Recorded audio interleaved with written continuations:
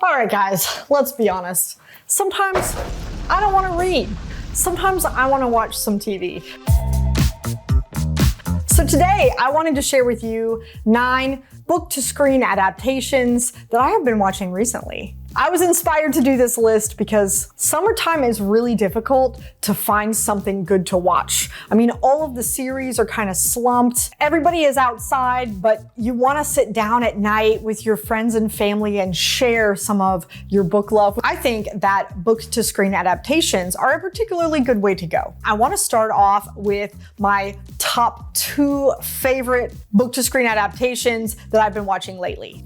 The very first one is going to be The Peripheral, which is based off of a book of the same name by William Gibson. This can be found on Amazon Prime and not only has a 8-episode season 1, but has been renewed for a full season 2 that will be coming out at the end of this year. And it will definitely be well worth it. I've had such a good time with this series. I mean, there's something special about VR that just translates to screen particularly well. We follow a girl in the near future named Flynn, who uses VR gaming as a way to kind of escape her life. When her ex-military brother, who's a little short on cash, agrees to test out a new VR headset that is going to make gaming real. But curiosity gets the best of her, and Flynn decides to test it out first. And boy, is she rewarded.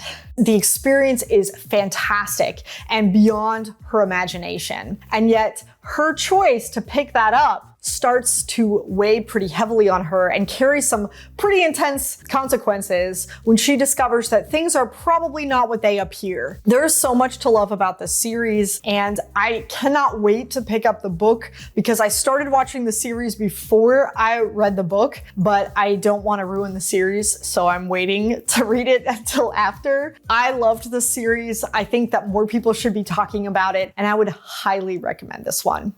The next one on the list that I have really been loving and is coming out still as we speak, comes out every Friday on Apple TV, and that is one called Silo. This is based on a trilogy that by Hugh Howey. The first book in the series is called Wool. This one has, I think, a total of 5 episodes out already by the time I'm filming this. I plan to watch every single one. So the story is following a dystopian society of humanity now living in these underground silos, and they have learned to fear the outside, which means certain death. Now, it's been generations since they've been in the silos, and they've had a lot of revolutions, and they've had a lot of turnover in their government, and they don't remember their past anymore. They don't know why they're in the silos. They don't know how they got there in the first place. They don't know why the outside is so deadly. And so there's been a lot of things that have been lost. But one thing holds the society together, and that is if you ask to go outside, you are always allowed to go. And there's a lot of really cool political mystery involved. There's a lot of who's who in the power play. And then there's, of course, the mystery of why everyone is in the silos in the first place. And this story is on the edge of my seat the whole time. What's interesting about this series is they did a really good job of leaving us on a cliffhanger at the end of almost every single episode, which makes me say something pretty controversial, which is I'm actually enjoying this adaptation better than I enjoyed the book. Oh, I know. It doesn't mean that I hated Wool or anything like that. I have to say that it's a fix-up novel, so he wrote a bunch of short stories and novellas and sort of put them all together to make the series, and you kind of feel that as you're reading the book. I got a little bit of a YA vibe as I was reading through the book. The series does a really good job of smoothing over all of those kind of a little bit crackly places, and it does a really good job of making it be more of an adult story. You should definitely check out this series. It is so good. It's so good. I really like it. This next one is one that I was most disappointed in. It is Kindred, and it is found on Hulu. This is based on the single book, actually, by Octavia Butler, same name, Kindred. There have been a million promised adaptations of Octavia Butler's work. It seems like everywhere you go to look at book to screen adaptations, somebody is talking about Octavia Butler's stuff, but nobody has actually ever come out with it until now. We have a Black woman named Dana who is in today's day and age. Now, at the time the book was written, I think that was in the 70s or the 80s. And for the series, they did move it up into now. Dana is being pulled back in time where slavery and plantations are still a thing. And she is being pulled back and forth across time for various reasons. And we're following her as she processes and experiences slavery and racism firsthand. Now, this is a really powerful series, and it was a spectacular novel, you guys. There's something just magic about the way that Octavia Butler can present these heavy topics in such an accessible way. But unfortunately, that magic did not translate into this adaptation. And I think that the reason why this happened is because they tried to add too much backstory to Dana's story. They tried to explain why she was the way she was, and then they also tried to change the story a little bit to make it more interesting. They tried to explain why she goes back into time, which isn't addressed in the book at all. The explanation combined with her backstory make her look like she is mentally unstable. And I really did not enjoy that. It makes the character rather unlikable to me. And I felt that this series ended in a bad place as well. It was a very unsatisfying ending. Granted, it was canceled after 9 episodes. I wanted to list it here in case people want to go check it out, see what they think of it on their own. Let me talk about the next one, which is probably the oldest one on this list. You may have already heard of it. It is called Night Flyers, and it is found on Netflix. This adaptation is based off of a short story that later became a novella, so it's still short, by George R.R. Martin. That's right, the guy who brought us Game of Thrones brought us Night Flyers. And the novella proves that he does know how to end things, or at least he used to. Maybe he doesn't now, but you know, I know it's too soon. I understand. Importantly, this was a single season and it wasn't intended for further. I think that there are some articles out there saying that there could have been a season 2, but I do believe that the novella ends in the same place or close to the same place that the season ends, and I was satisfied with the ending. But this is a sci-fi thriller horror, okay? So it's not like super happy-go-lucky. There are some jump moments, and it's definitely a little bit heavier on the horror element, so you may want to know that before going in. This story follows a crew of scientists who are on a spaceship who are going towards an alien creature to make first contact, and they're trying to save humanity. In doing so,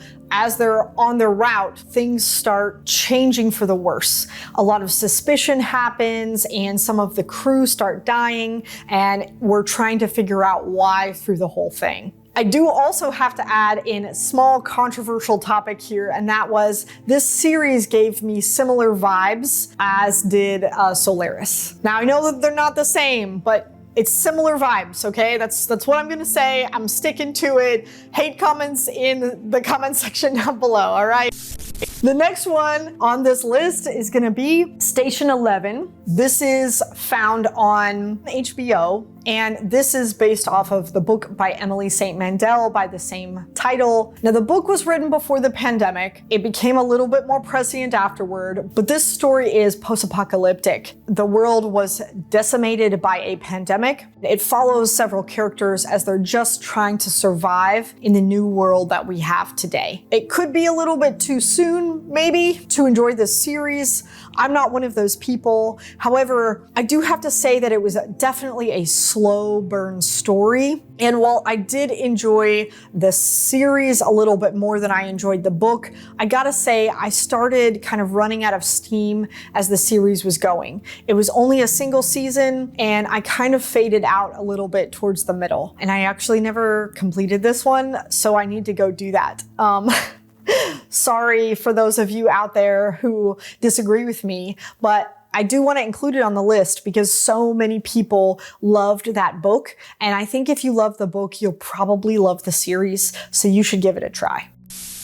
Next on the list, an Apple TV show called The Foundation. Now this is based off of Isaac Asimov's The Foundation trilogy, which has long been held to be the unadaptable or impossible adaptable series. It spans over 550 years. There's no continuing character throughout time, and it's really more about the ideas. It's really got a lot of meetings where men sit around and talk about events that happened and what it means. That has long been held to be something that wouldn't be particularly fun to watch. However, Apple TV did it. Not only did they come out with season 1, but it's been renewed for a second season. And Apple TV put a lot of time and money into this because the series is visually stunning. It's gorgeous, gotta say. I also sort of think it's really important for you to know that you need to approach this series as a separate entity from the series, because you already know going into it that since it's on the impossible to adapt list, it's gonna have some pretty significant changes, and it did. What is interesting is who did it better. I might do an episode on that in the future, so I'm not going to talk about it here, but I do think that I could have an entire episode talking about this adaptation. The summary of this, in the most general of terms, is in the very, very far future, humanity has spanned the galaxy and more, and we have thousands of worlds that are inhabited, and an empire of humans exists. And a very prominent scientist named Harry Seldon makes a particularly interesting mathematical and sociological discovery that can be proven that the empire is going to fall, kind of like the Roman Empire did. And the fall is too late to prevent, but we can prevent the period of chaos that is in between the two rise of governments, right? The fall of the first empire and the inevitable rise of the second. And we can decrease the time in which there is barbarism and dark times. And so he proposes that we create something called a foundation to preserve humanity's scientific knowledge of the universe. And that is really where the platform of the book versus movie kind of ends. But I will say it is a very entertaining and very visually pleasing series. It was really interesting, and I would love to talk to you about it in the comments or on Discord. The next one on this list is the only movie, and it's also the only fantasy on the list. I'm sorry, but that's what I've been watching lately, and that is called The Portable Door. This is based on a book by the same name by Tom Holt, and it is the first in a series. So I think they made this movie to see how well it does and see if they're gonna make more or not. It definitely has a star-studded cast, and it's very lighthearted. But you also have to know that beyond just being a feel-good movie, it was incredibly expensive for what it was. Not only do you have to have an Amazon Prime membership, but you have to pay $20 to watch this movie on top of the membership. That's kind of expensive, I think. Like, you could own the movie for that much. It follows Paul, our main character, who through a series of unfortunate events and coincidences ends up going to an interview that he didn't apply for and didn't schedule in a company he knows nothing about for a job that he has no idea anything about this job. And he kind of bumbles into actually landing the interview and getting the job. The rest of the story is about him trying to figure out what the company does and a little bit more about this world that he has blundered into. And obviously, since it's entitled The Portable Door, there is a portable door that is also a portal fantasy that takes him places that he wants to go. This story was fun. It's very lighthearted. It's very British, if you know what I'm saying. It definitely reminds me of Doctor Who a little bit, but it doesn't have as complex of a world as I really wanted it to have. That's really my only complaint. However, if you're in that mood and you happen to be willing to spend the $20, I do recommend it. It was a good time. Check it out. And for the last two on the list, I have to start with saying I haven't watched these yet. That's right. I'm sorry, I didn't get to everything because I still want to save some stuff for this summer. But the two book to screen adaptations that I'm really excited to check out, the first is one that came out in 2020, and that is Brave New World. Now I know that there was a movie Brave New World, but this is the 2020 TV series that you can only watch on Peacock. And in case you're somehow not aware of this, it is a story that follows a guy who is invited to join a utopian society. They have all the illicit drugs you could want. They have as much instant gratification as you could possibly want. And people just go about their lives, living their lives in terms of instant gratification and their own happiness. And the main character was not from the society and gets to see it from the outside in, like, the viewers. This utopian society very quickly becomes a dystopia. There's only one season out, but it looks really awesome, and I'm still gonna watch it even if it's a little bit of a train wreck because I can't look away. That's why. I'm really excited about it because I've been really into 1984 and I plan on rereading Brave New World soon. So I'm hoping that I can then talk about the series in a little bit more detail then. And the last one on this list, the ninth one, is definitely not the least. It's actually the one that I am most excited to watch, and that is The Man Who Fell to Earth.